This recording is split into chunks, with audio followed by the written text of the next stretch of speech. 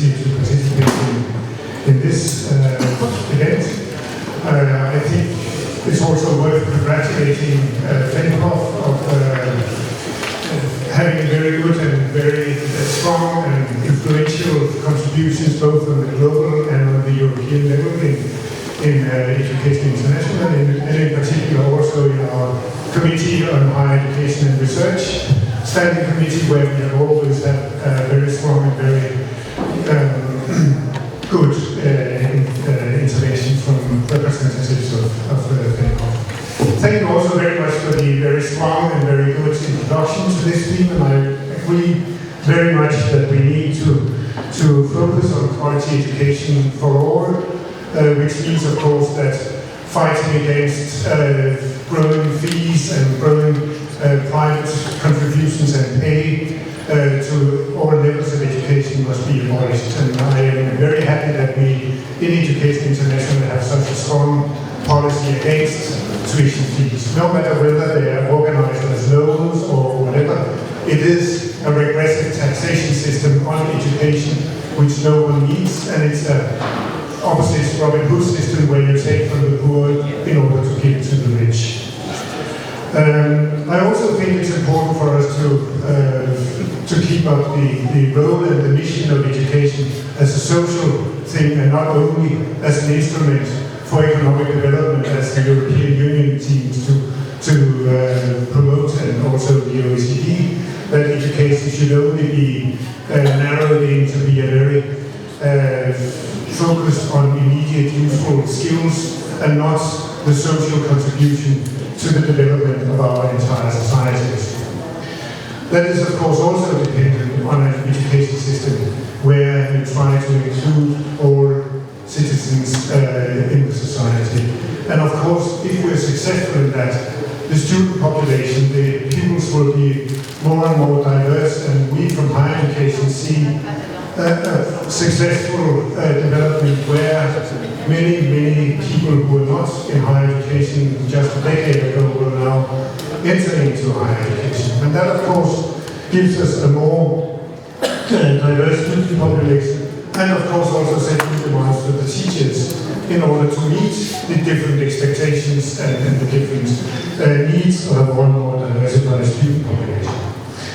For that reason, we have in the so-called Bologna process, where 48 European countries are trying to build up a European, so-called European higher education area, said that the ministers also need to work for a more supportive environment for the teachers in higher education and the researchers who are going to meet these new and actually educate the new and more diverse student population. And we have from the EI side made a research contribution to what this actually means for our members out in the classrooms. Because it's very important to say that quality is created in the interaction between teachers and students in the classrooms, and not created by any accreditation or evaluation bureau, but it's our members who are the crucial part in creating good and high quality in education.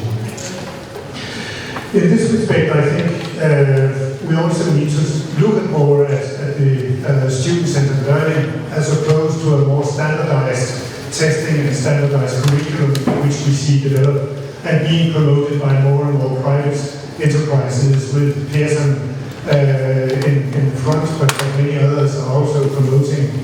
standardized so-called solutions and no-fee schools. They seem in many cases to